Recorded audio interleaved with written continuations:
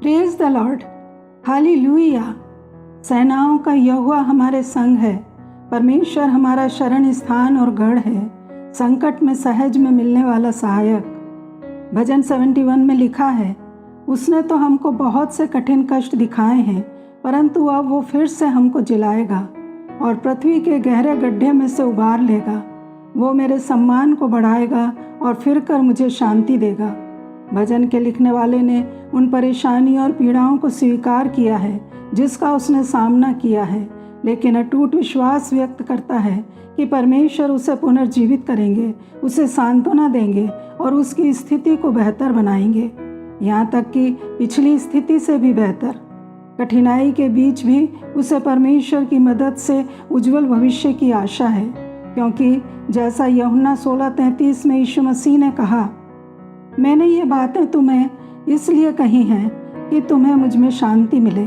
संसार में तुम्हें क्लेश होता है, परंतु ढाढ़स बांधो, मैंने संसार को जीत लिया है। यीशु अपने शिष्यों के साथ फसह का भोज मनाने के लिए इकट्ठा हुए थे, जिस रात उन्हें धोखा दिया गया था और गिरफ्तार किया गया। वे जानते थे कि क्रूस पर चढ़ने और पुनरुत्थान से पहले ये चेलों के साथ उनका आखिरी समय होगा। इसलिए यहाँ अंत के करीब यीशु उनसे ये शब्द कहते हैं, संसार में तुम्हें क्लेश होता है, पर हियाव बांधो, मैंने संसार को जीत लिया है। कई बार हम सोचते हैं कि परमेश्वर हमारे जीवन से मुश्किलें दूर कर देंगे और सब कुछ किसी तरह पहले से बेहतर हो जाएगा, और फिर हम निराश हो जाते हैं और अक्सर भ्रमित हो जाते हैं जब हमें एहसास होता है कि हमारे पास अभी भी परेशानियां, निराशाएं और दर्द हैं, चाहे हम यीशु का कितना भी करीब से अनुसरण करें। लेकिन यीशु के सीधे शब्द इस निराशा और मोह भंग को दर्शाते हैं कि यहाँ पृथ्वी पर बहुत सी परीक्षाएं और दुख झेलने होंगे। यीशु ने कभी वादा नहीं किया कि उनका अनुसरण करना आसान होगा या हमें सहज महसूस कराएगा। वास्तव में वे अपने अनुयायियों से कहते हैं कि उनका अनुसरण करना हमेशा एक चुनौती होगा, क्योंकि उनका जीवन जीने का तरीका हमेशा विपरीत संस्कृति वाला होगा कि दूसरों से प्यार करना, उनकी सेवा करना, चाहे लोग हमारे साथ कैसा भी व्यवहार करें। संसार पर विजय पाने का अर्थ हमेशा ये होगा कि हमारे पास कुछ ऐसे विश्वास होंगे जिनका संसार मजाक उड़ाएगा। यदि संसार तुमसे बैर रखता है तो तुम जानते हो कि उसने तुमसे पहले मुझसे बैर रखा। यदि तुम संसार के होते तो संसार तुमसे प्रेम रखता। इसलिए यीशु मसीह के सच्चे शिष्य अलग दिखते हैं, अलग बोलते हैं।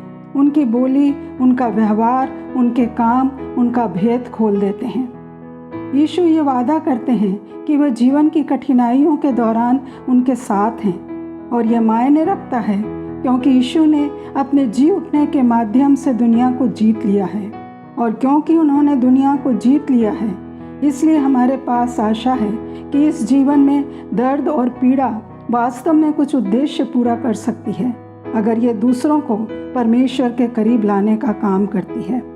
ये आशा और ज्ञान कि यीशु हमारे दर्द और पीड़ा के बीच में हमारे साथ हैं, हमारे लिए एक सांत्वना और शक्ति का स्रोत है। जब हम अपने जीवन में अंधेरे क्षणों का अनुभव करते हैं, तब यीशु को और अपने करीब पाते हैं। यूहन्ना 12:24 में लिखा है, मैं तुमसे सच सच कहता हूँ कि जब तक गेहूं का दाना भूमि में पड़कर मर नहीं जाता, वह अकेला रहता है, परंतु जब मर जाता है तो बहुत फल लाता है। हम सब किसी न किसी समय पर अंधकार में स्थानों से गुजरते हैं। कोई नुकसान, कोई बीमारी, तलाक, मृत्यु। ऐसे समय में आसान होता है हिम्मत हार जाना, निराश होना, अपने सपनों का टूट जाना, परंतु परमेश्वर उन अंधकार में समय को, अंधकार में स्थान को इस्तेमाल करते हैं। अंधकार में स्थान परमेश्वर की दिव्य योजना का हिस्सा होता है। उसको एक बीज की तरह सोचें। एक बीज उजाले में अंकुरित नहीं हो सकता, उसे जमीन में बोना पड़ता है। जब तक बीज जमीन पर है, वो नहीं बन सकता जिसके लिए उसे रचा गया है। उसे जमीन में बोना पड़ता है, अंधकार में स्थान पर, कि जो अंदर है वो जीवित हो जाए। ठीक उसी तरह हम बीज हैं, हमारी आकांक्षाएं हैं, भावनाएं हैं, सपने हैं, लक्ष्य हैं, परंतु बिना अंधेरी जगह के पोटेंशियल बाहर नहीं आएगा। यदि सही रवैया रखकर उसमें से गुजर जाएंगे तो नया ताज़ा अभिषेक पाएंगे। हर व्यक्ति जिसने बाइबल में कुछ बड़ा किया, उसने अंधकार में स्थान पर अपना समय बिताया है। वो अंधेरी जगहों से गुजरा है। मूसा ने गलती की, एक मिस्री व्यक्ति को मार डाला और 40 साल अंधेरे स्थान पर बिताया, परंतु अंदर ही अंदर कुछ हो रहा था। परमेश्वर उसे तैयार कर रहे थे। उसमें धीरज, आत्मविश्वास, नम्रता विकसित हो रही थी। बिना अंधकार के समय के वो लाठी से समुद्र को 2 भाग नहीं कर सकता था। एस्तर ने अपने माता पिता को खो दिया था। उसका जीवन अकेलेपन में गुजर रहा था। वो अंधकार का समय था। परमेश्वर ने उसे इस्तेमाल किया इज़राइल को बचाने के लिए। दाऊद बैतशेबा के प्रति आकर्षित हुआ, उसके पति को मरवा दिया। अंधकार में समय था। बहुत समय तक वह अवसाद में रहा, परंतु वह परमेश्वर का प्रिय कहलाया। परमेश्वर इस्तेमाल करते हैं अंधकार में जगहों में, वहीं हमारा निर्माण होता है।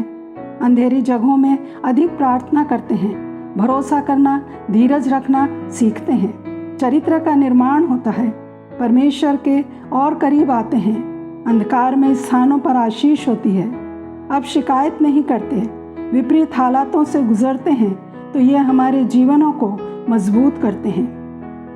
अकेलेपन की रातें हमें सिखाती हैं। यूसुफ पर झूठा इल्ज़ाम लगा था, जेल में उसे शक्ति मिली, वो और मजबूत हो रहा था। हर समय उजाले में रहकर, अच्छी परिस्थितियों में रहकर हम विकसित नहीं हो सकते। अच्छे वक्त में परमेश्वर के पास आने की अधिक कोशिश नहीं करते। जब कुछ मर रहा हो तब कुछ नया जीवित होता है। एक नया अवसर जहाँ प्याला उमड़ता है।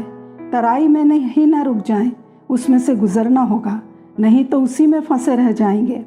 गुजरना होगा सही व्यवहार के साथ, कुड़कुड़ाते और शिकायत करते हुए नहीं, क्योंकि तराई के दूसरी ओर उमड़ती हुई आशीषें हैं। तो प्रियो, एक पल के लिए भी ये ना सोचें कि हम हार गए हैं। यीशु कहते हैं, संसार के क्लेश से आश्चर्यचकित मत हो, क्योंकि मैं इसके बीच में शांति की बात कहता हूँ कि मैंने संसार को जीत लिया है। चाहे आज हमारे जीवन में कुछ भी चल रहा हो, चाहे किसी भी चीज़ का सामना कर रहे हों, चाहे इस समय हमारे चारों ओर कोई भी परीक्षा या क्लेश हो, अपना सिर ऊपर उठाएं। ये ना भूलें कि पुनर्जीवित परमेश्वर, राजाओं का राजा और प्रभुओं का प्रभु हम में निवास करता है। वो विजयी राजा है, वो हमारी मदद और ताकत है, वो हमारा आनंद और शांति है, हमारी आशा है, हमारी जीत है। जिसने स्वयं जीत हासिल की है, वो उस पाप पर विजय पाने में हमारी मदद करेगा जिसमें हम भुलाए जा रहे हैं। वह संघर्ष जिससे हम गुजर रहे हैं, वह परीक्षण, क्लेश जिसका हम सामना कर रहे हैं, हर समय यीशु हमारे साथ हैं। हम यीशु के हैं। वो अपना आत्मा हम पर उंडेल रहे हैं। उनकी आत्मा हम में रहती है, उनकी शांति और विजय हम में रहती है। हम विजेता से भी बढ़कर हैं। परंतु ना भूलें कि हम संसार में रहते हैं और लगातार ऐसी आवाज़ों से घिरे रहते हैं जो सच बोलने का दावा करती हैं। दुनिया पर विजय पाने का मतलब है शोरगुल को शांत करना और उस चीज़ पर ध्यान केंद्रित करना जो वास्तव में मायने रखती है। हम अपने जीवन में चुनौतियों पर विजय उन वादों के द्वारा, उन प्रतिज्ञाओं के द्वारा प्राप्त करते हैं जो ऐसी कोई चीज़ नहीं है जो रातों रात हो जाती है। जब हम उन वादों को पूरा करते हैं तो हमें आशीषों का वादा दिया जाता है। मत्ती 11:28 और 29 में लिखा है, सब परिश्रम करने वालों और बोझ से दबे लोगों, मेरे पास आओ, मैं तुम्हें विश्राम दूंगा। मेरा जुआ अपने ऊपर उठा लो और मुझसे सीखो, क्योंकि मैं नम्र और मन में दीन हूँ, और तुम अपने मन में विश्राम पाओगे। दुनिया भीड़ की जय जयकार से प्यार करती है। संसार पर विजय पाने का अर्थ है उस एक आवाज़ पर भरोसा करना, उस वादे पर भरोसा करना जो चेतावनी देती है, सांत्वना देती है, ज्ञान देती है और शांति लाती है। जैसा संसार देता है वैसी नहीं, परंतु संसार से अलग लोगों के लिए विनम्रता, सहानुभूति, धैर्य और करुणा लाती है। 2 कुरिन्थियों 1:3 और 4 में लिखा है, हमारे प्रभु यीशु मसीह के परमेश्वर और पिता का धन्यवाद हो, जो दया का पिता और सब प्रकार की शांति का परमेश्वर है। वह हमारे सब क्लेशों में शांति देता है, ताकि हम उस शांति के कारण जो परमेश्वर हमें देता है उन्हें भी शांति दे सकें जो किसी प्रकार के क्लेश में हों। प्रेरितों के काम 14:22 के अनुसार परमेश्वर हमें बहुत सी परीक्षाएं सौंपते हैं। जैसा पौलुस ने कहा, हमें बहुत से क्लेशों से होकर परमेश्वर के राज्य में प्रवेश करना होगा। परंतु ढाढ़स बांधने की बात यह है कि क्लेश या परीक्षाएं परमेश्वर की सामर्थ्य को प्रकट करती हैं, क्योंकि ऐसे समय में वे हमारे अंदर, हमारे जरिए और हमारे आसपास काम कर रहे होते हैं। चाहे वे परेशानियां हमारे द्वारा चुने हुए विकल्पों के कारण हों या हमारे नियंत्रण से बाहर की चीज़ों के कारण हों, वह हमारे साथ हमेशा रहेंगे। चाहे हम कितनी भी बार गिरें या असफल हों, वह हमें उठाने के लिए वहाँ मौजूद होते हैं। प्रियो, संसार, पाप और मृत्यु पर यीशु की विजय के द्वारा हम हिम्मत रख सकते हैं कि उनकी अंतिम विजय में हम सुरक्षित हैं। यद्यपि इस जीवन में पूर्णता पूरी नहीं होती, फिर भी संसार पर विजय पाना ही वो आशा है कि एक दिन हम अपने उद्धारकर्ता के सामने खड़े होंगे और उनके मुख को आनंद से देखेंगे। परंतु आज उनकी आवाज़ सुने जो हमें ढाढ़स बंधाती है। हे मेरे पिता के धन्य लोगों, आओ उस राज्य के अधिकारी हो जाओ जो तुम्हारे लिए तैयार किया गया है। हम प्रार्थना करें, हमें धैर्य रखने और आपकी वापसी के लिए तैयार रहने में मदद करें। हमें वह शक्ति दें जिसकी हमें संकट का सामना करने के लिए आवश्यकता है। आपकी शांति और विजय हम में बनी रहे। विजयी राजा और विजेता यीशु के नाम में, आमीन।